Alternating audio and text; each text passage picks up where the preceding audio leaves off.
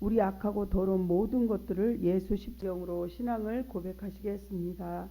나는 전능하신 아버지 하나님 천지의 창조주를 믿습니다. 나는 그의 유일하신 아들 우리 주 예수 그리스도를 믿습니다.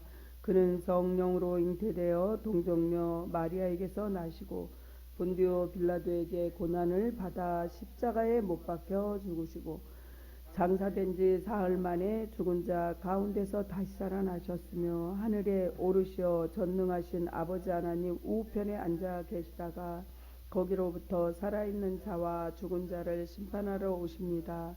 나는 성령을 믿으며 거룩한 공교회와 성도의 교제와 죄를 용서받는 것과 몸의 부활과 영생을 믿습니다. 아멘. 오늘 은혜 받으실 하나님 말씀은 야고보서 5장 11절부터 18절 말씀입니다. 교독하시겠습니다. 보라, 인내하는 자를 우리가 복되다 하나니 너희가 욥의 인내를 들었고 주께서 주신 결말을 보았거니와 주는 가장 자비하시고 긍휼히 여기시는 이시니라.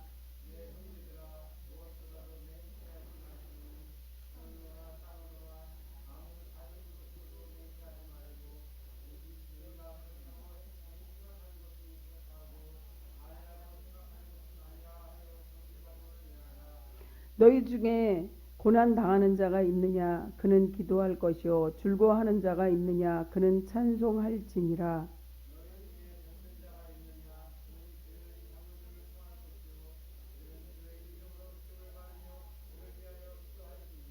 믿음의 기도는 병든 자를 구원하리니 주께서 그를 일으키시리라. 혹시 죄를 범하였을지라도 사하심을 받으리라.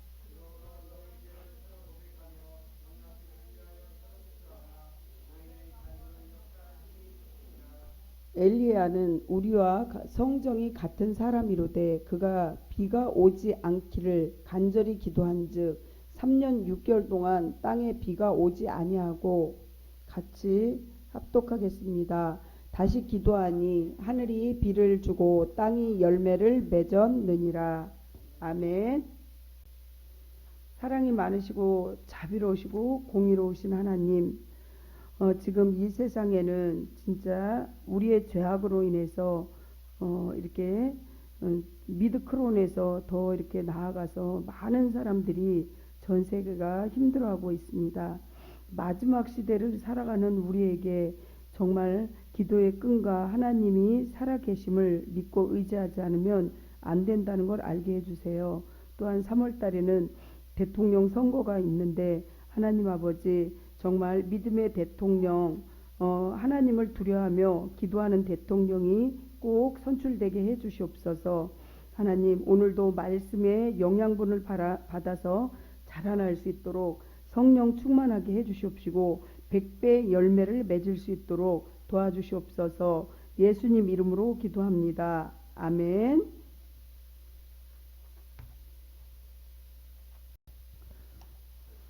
하나님 아버지, 오늘 야고보서 말씀으로 은혜 받길 간절히 소원합니다. 하나님, 이 말씀에서 하나님께서 정말 우리에게 주시는 그 은혜를 말미암아 말씀이 육신이 되어 우리 가운데 거할 수 있도록 하나님 도와주세요.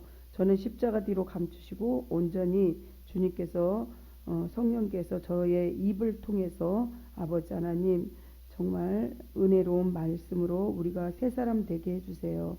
예수님 이름으로 기도합니다. 아멘. 생활의 구호를 하겠습니다. 오늘도 주님과 함께 주님을 위하여. 오늘도 주님과 함께 주님을 위하여. 지금 이 시간에 주님께서 이 공간 성도 가정과 또한 대한민국을 비롯하여 전 세계 인천과 모든 곳곳에 십자가의 보혈을 뿌리고 바르고 덮습니다.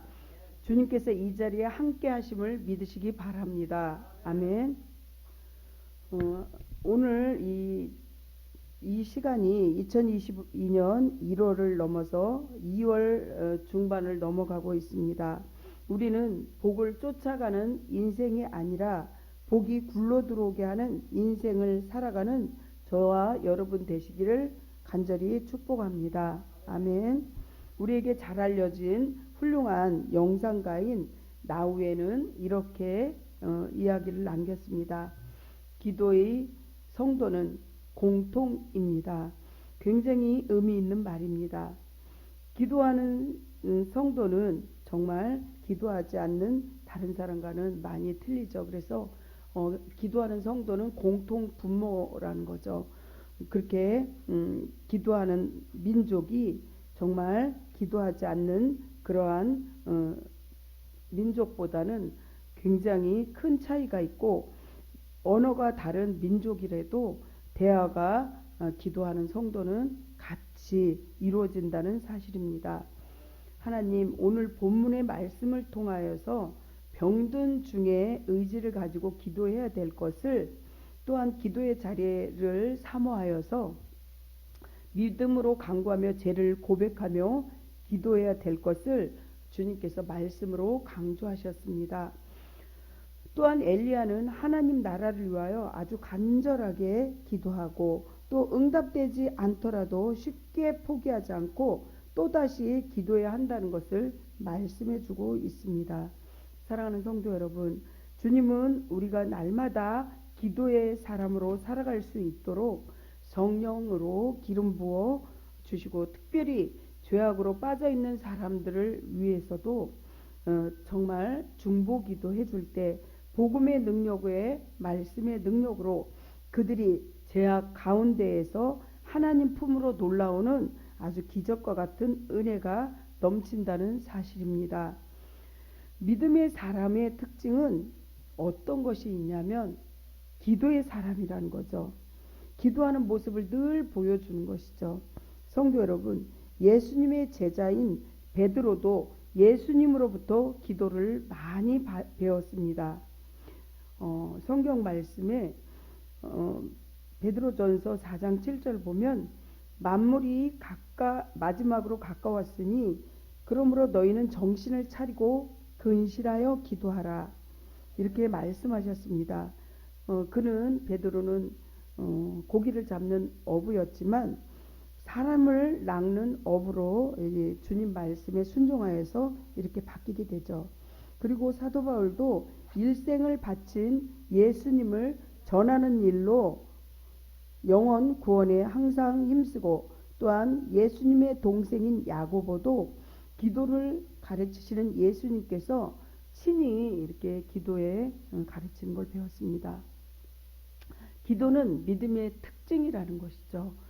기도 안에 믿음이 담기고, 믿음의 기도는 반드시 열매로 맺혀지고 응답받을 수 있다는 사실입니다. 첫 번째, 인내의 열매를 말씀드립니다.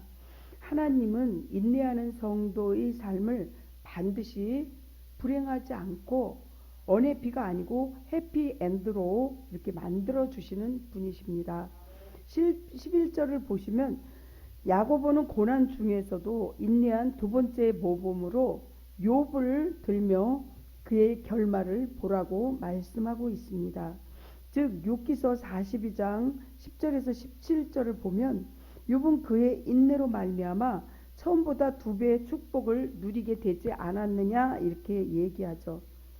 욥기서 42장 10절에서 17절을 보면 욥이 그의 친구들을 위하여 기도할 때 여호와께서 욥의 공경을 돌이키시고 여호와께서 욥에게 이전 모든 소유보다 갑절로 주신지라.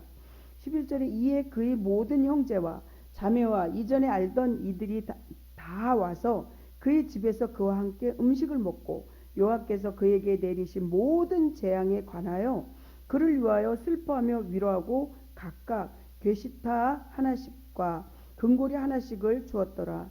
여호와께서 욥의 말년에 욥에게 처음보다 더 복을 주시니 그가 양만 4천과 낙타가 6천과 소 1,000거리와 또한 암낙이 1,000을 두었고, 또 아들 7과 딸 3을 두었으며, 이렇게 많은 재산을 주는 거, 또한 약속하신 말씀대로 그렇게 갑절에 2배의 축복을 주셨다고 말씀합니다.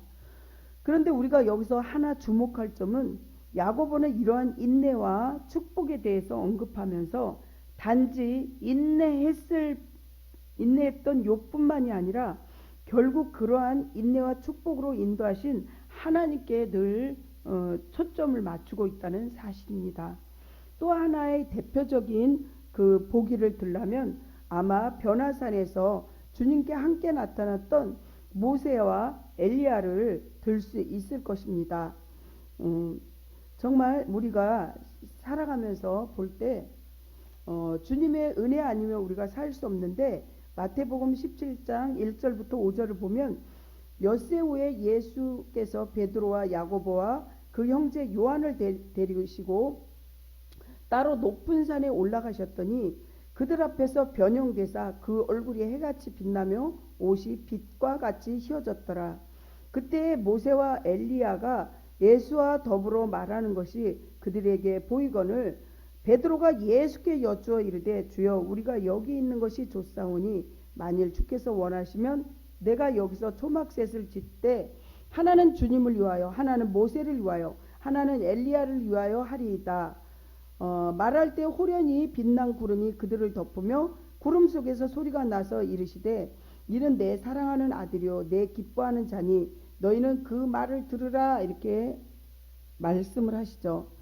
모세는 히브리서 기자의 말씀처럼 땅에 있을 때는 그리스도를 위해서 능욕을 받는 것이 애굽의 보화보다 귀한 것으로 여겨서 고난의 인내의 삶을 살았으며, 엘리야는 역시 불의한 시대에 하나님 말씀으로 목숨까지 위태로운 지경에 이르는 고난을 겪기도 했습니다.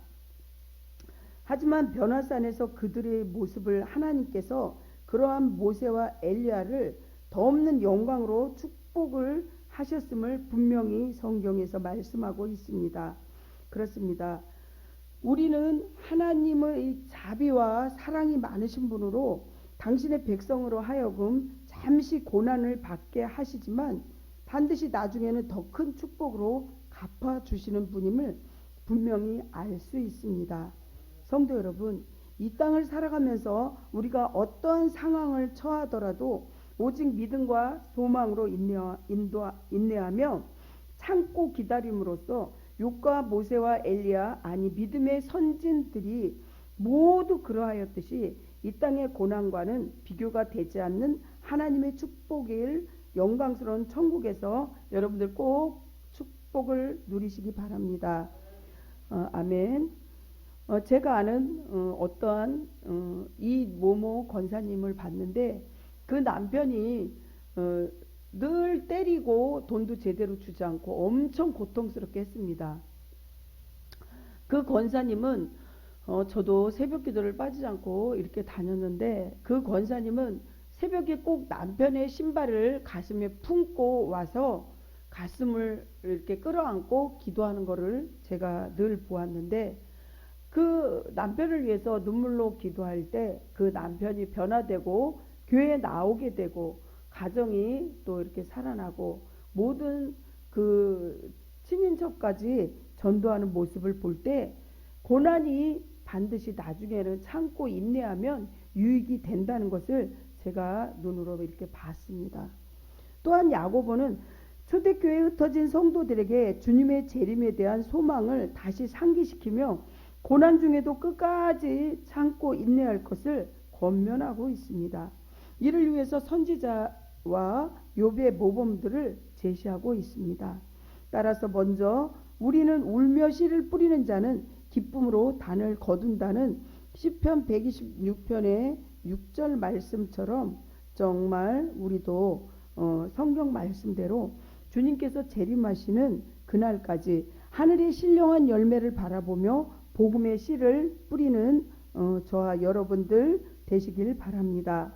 그리하여서 잠시 이 땅에서 환난을 받더라도 영원한 천국에서 이와 비교할 수 없는 영광을 누려야 된다는 것을 로마서 8장 18절에도 이렇게 나와 있지 않습니까? 생각하건대 현재의 고난은 장차 우리에게 나타날 영광과 비교할 수 없도다. 로마서 8장 18절 말씀이죠. 여러분들도 이렇게 고난을 유익으로 바꾸고 위기가 반드시 기회가 되시기를 축복합니다. 아멘. 믿음의 기도. 하나님은 오직 믿음으로 드리는 기도에만 응답하십니다. 15절을 보면 믿음의 기도는 병든 자를 구원하리니 주께서 저를 일으키시리라 이렇게 말씀하고 있습니다. 즉 주님께서 믿음의 기도를 들으시고 병든 자를 고쳐주신다는 사실입니다. 이를 통해서 우리 주님은 믿음으로 드리는 기도에 대해서 반드시 응답하시는 분임을 여러분들 분명히 알 수 있습니다. 아멘.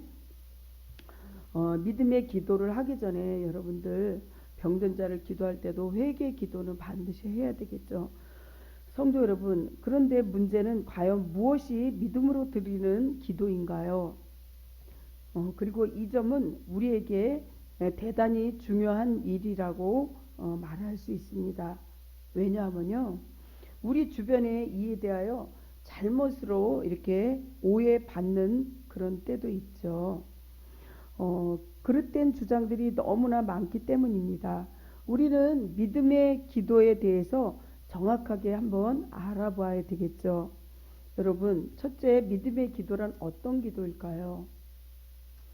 믿음의 기도는 첫째로 두 마음을 품지 말아야 한다는 것이죠. 오직 순수한 마음으로 드리는 기도라는 사실입니다. 곧 의심이란 불순물이 섞이지 않은 온전한 믿음으로 드리는 기도인 것입니다. 여기서 그래서 아멘 하시면서 나갈 때 노멘 하시고 나가면 그 기도는 절대로 하나님께서 들어서 응답해 주지 않는다는 사실입니다.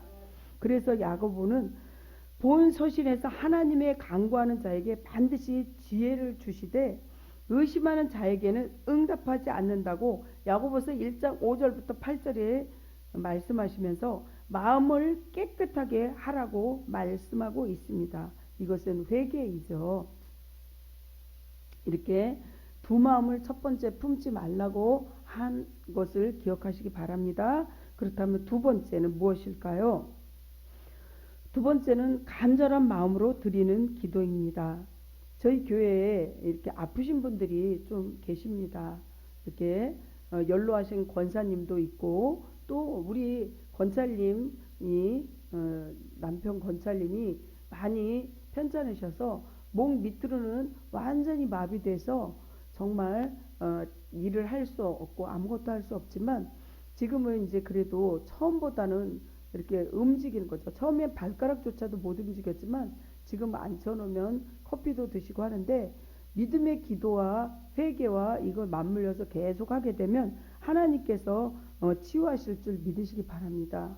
또한 33일 동안 코마 상태에 있는 우리 교회 집사님이 계셨는데 33일 동안 정말 아침 저녁으로 중환자실을 눈물로 기도할 때 33일 만에 깨어나는데 하나님께서 살아계심을 우리가 눈으로 확증했다는 것입니다. 이렇게 간절한 기도, 여러분들 간절한 마음과 또한 두 마음을 품지 않는 기도, 간절한 마음이 무엇인가는 죽어가는 딸을 살려달라는 주님께 와서 엎드렸던 회당장 야이로나 누가복음 8장 40절에서 42절에 보면 아주 간절하게 간이 저려질 정도의 기도가 어떤 것인지 아픈 사람들을 놓고 간절히 눈물로 기도할 때 그 마음은 기도하는 그 간절한 마음이 주님의 마음을 움직일 수 있다는 것이죠. 그리고 무엇보다 중보기도가 중요합니다. 중보기도는 매일 향기나는 제물로 올리는 기도입니다. 그러므로 성도 여러분, 우리는 하나님께 나아갈 때 기도할 때 그 어떠한 외적인 것들보다 먼저 우리의 마음을 정결하게 겸손하게 해야 한다는 것이죠.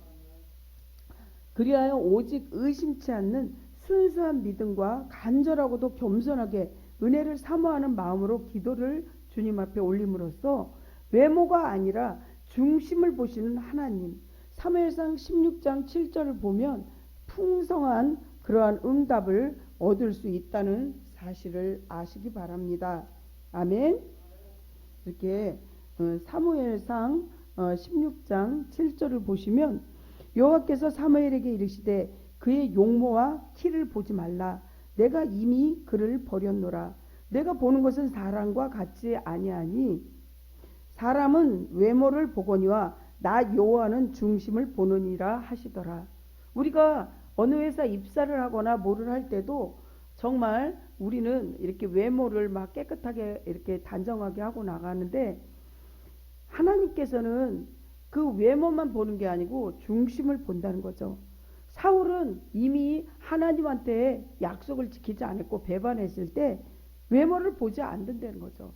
그래서 사울은 이렇게 하나님으로부터 버림받게 되는 걸 볼 수 있습니다. 또한 그러므로 내가 너희에게 말하노니 무엇이든지 기도하고 구하는 것은 받은 줄로 믿으라. 그리하면 너희에게 그대로 되리라. 여러분들이 기도하시다가 하나님이 응답해 주신다는 그 마음이 들 때는 선포하세요. 주님이 지금 치료해 주신 줄을 믿습니다.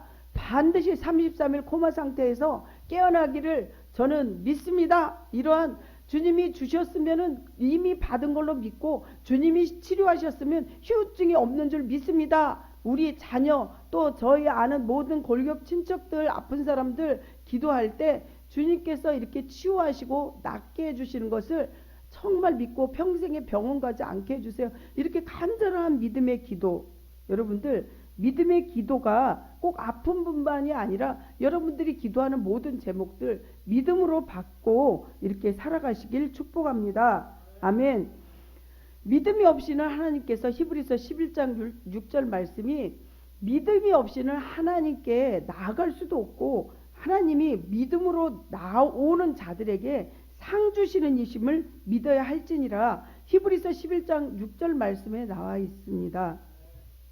그러므로 기도는 하늘의 능력이 이 땅에서 임하게 하는 통로입니다. 정말 아파서 꼼짝 못하고 드러넘어 있어도 우리는 전 세계를 기도할 수 있는 그러한 힘이 있는 것이, 우리가 기도할 때 하늘에서 천군 천사가 모든 일을 하는 거죠. 그래서 여러분들 정말 우리가 기도 외에 다른 이유가 안 나간다는 예수님의 말씀처럼 우리는 기도 없이는 한 발짝도 살아갈 수 없는 것입니다. 전쟁도 하나님께서 주님 손에 있다고 했지 않습니까? 정말 무기가 많다고 승리하는 것이 아니라 전쟁도 하나님께서 함께 하셔야 이기게 하는 것을 성경 곳곳에 나와 있지 않습니까?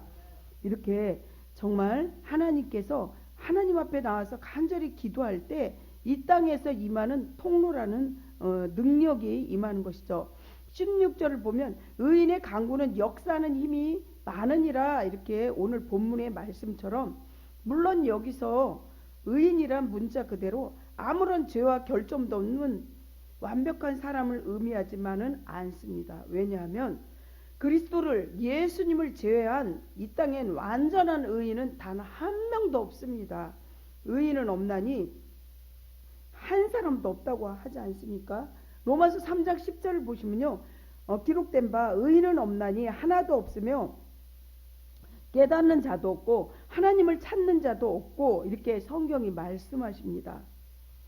우리는 의인의 기도의 간구함이 크다는 그 말씀처럼 정말 여러분들 깨끗하게 하나님 앞에 회개하고 나와서 하나님 앞에 기도할 때 정말 기도가 다 응답되시기를 간절히 축복합니다. 기도의 열매인 세 번째 말씀, 야고보서 5장 17절을 보면 엘리야는 우리와 성정이 같은 사람이로되 그가 비가 오지 않기를 간절히 기도한즉 3년 6개월 동안 비가 오지 아니하고, 엘리야는 당시 아방 시대에 이스라엘의 사악한 이세벨의 왕비는 바알 숭배를 어떻게 했냐면 아주 그냥 전적으로 그 하기를 원했고, 이스라엘이 바알 왕을 이렇게 숭배하기를 원한 거죠. 이세벨은 그 이스라엘 백성 원민족이 아니라 다른 나라에서 이렇게 데려온 아내인데, 아합왕은 이세벨의 요구를 들어주었다는 것이죠. 이렇게 바알 신과 아세라 신이 있지 않습니까? 저 바알 신에는 저 밑에서, 위에서부터 밑에까지 그게 다 유방이에요.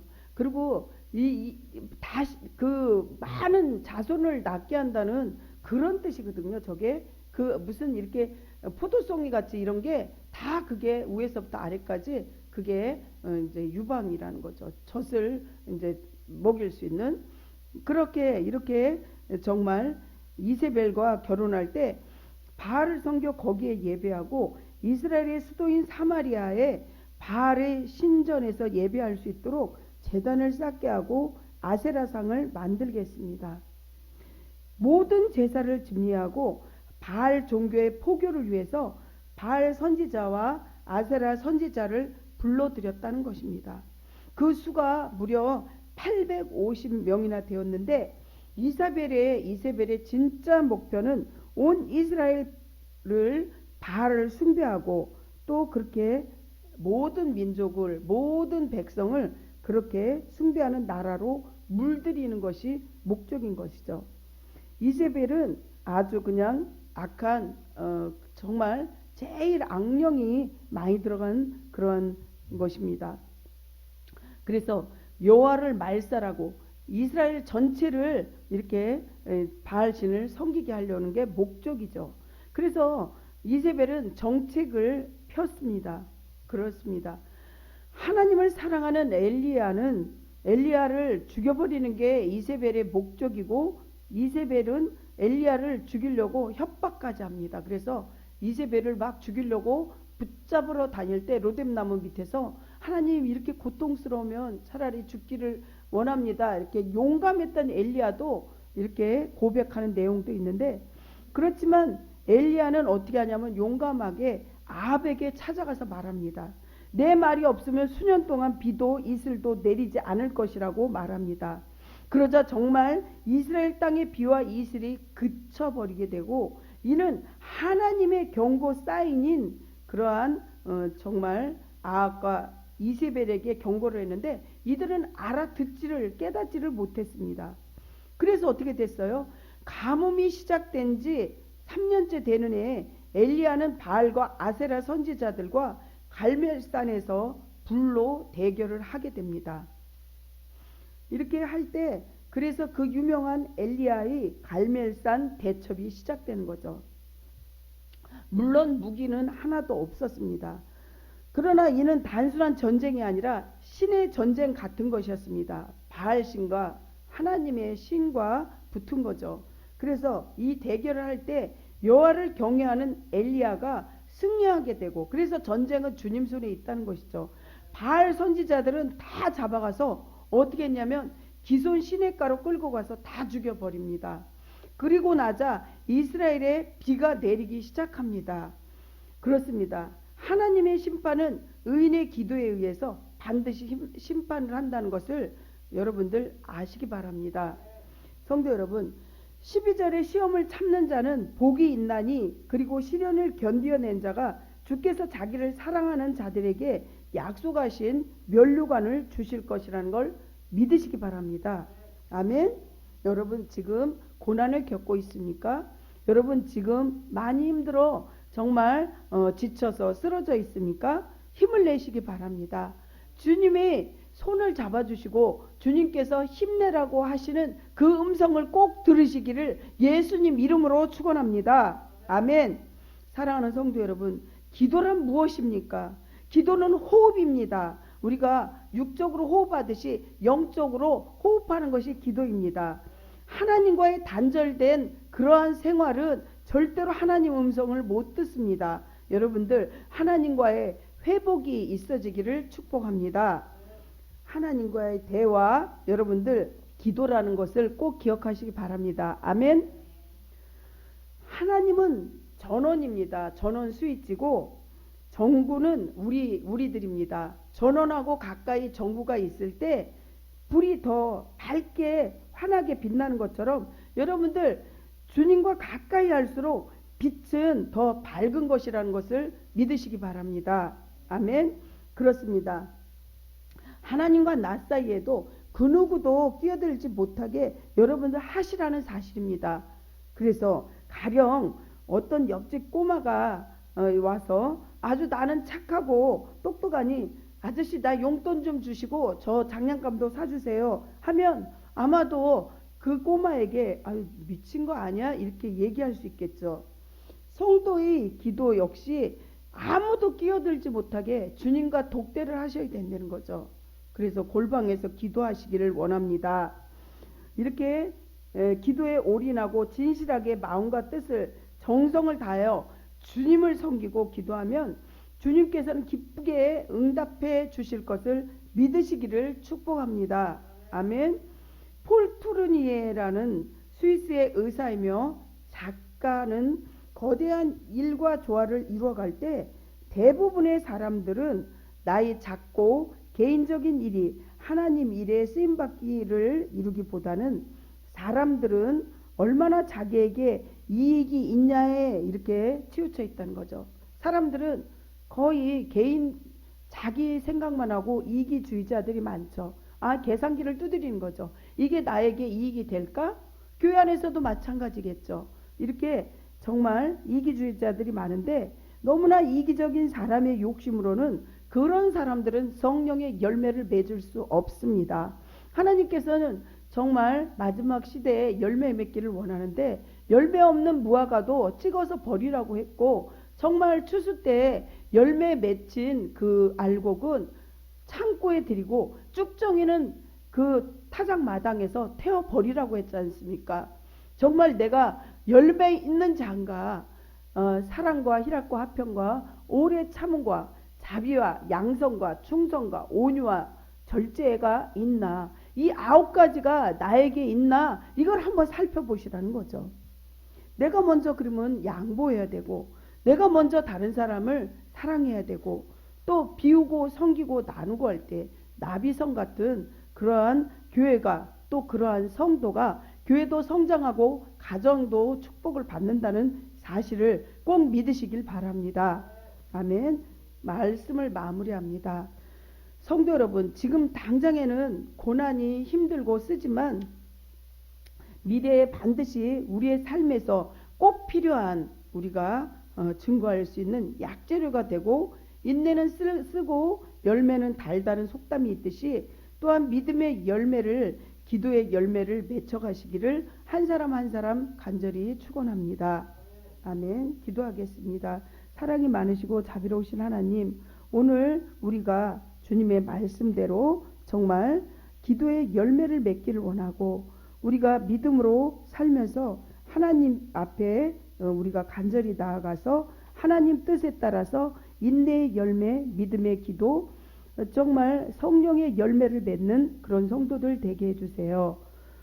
예수님 이름으로 기도합니다. 아멘. 기도하겠습니다.